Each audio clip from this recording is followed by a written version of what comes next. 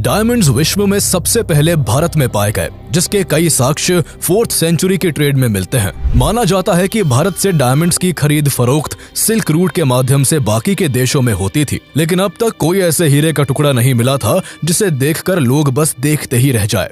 वक्त बीतने के साथ हीरा बेशकीमती स्टोन के तौर पर अपनी जगह बना चुका था। 13th सेंचुरी में जहां पूरी दुनिया में एक भी हीरे की खान नहीं थी, तभी भारत में एक ऐसे हीरे की खोज हुई जिसकी चमक के आगे बड़े बड़े राजाओं की आंखें चौंधी आ गई थी। ये हीरा बेहद ही अनोखा था। तब कहां किसी को पता था कि ये हीरा आने वाले दिनों में इतना यूनिक और बेशकीमती होगा कि जो भी इसे देखेगा बस देखता ही रह जाएगा। जैसे जैसे इसकी पॉपुलैरिटी बढ़ती गई, वैसे ही उस समय के राजाओं में इसे हासिल करने की होड़ बढ़ गई। आज की कहानी है कोहिनूर की। भारत की कोख से निकला वो हीरा जो आज ब्रिटेन की धरोहर बना हुआ है। ऐसा नहीं है कि कभी भारत की शान में 4 चांद लगाने वाला कोहिनूर रातों रात ब्रिटेन चला गया या फिर उन्होंने इसे किसी युद्ध में छीन लिया। कोहिनूर की कहानी बहुत लंबी है।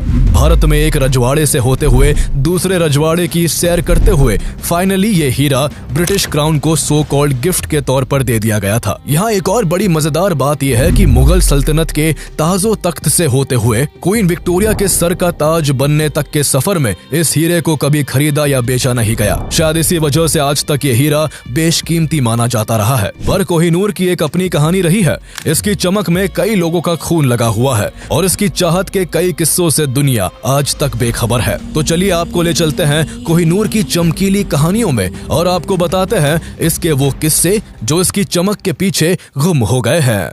The Indian government has said it would make all possible efforts to get back the priceless Kohinoor diamond that is part of the Queen Mother's crown.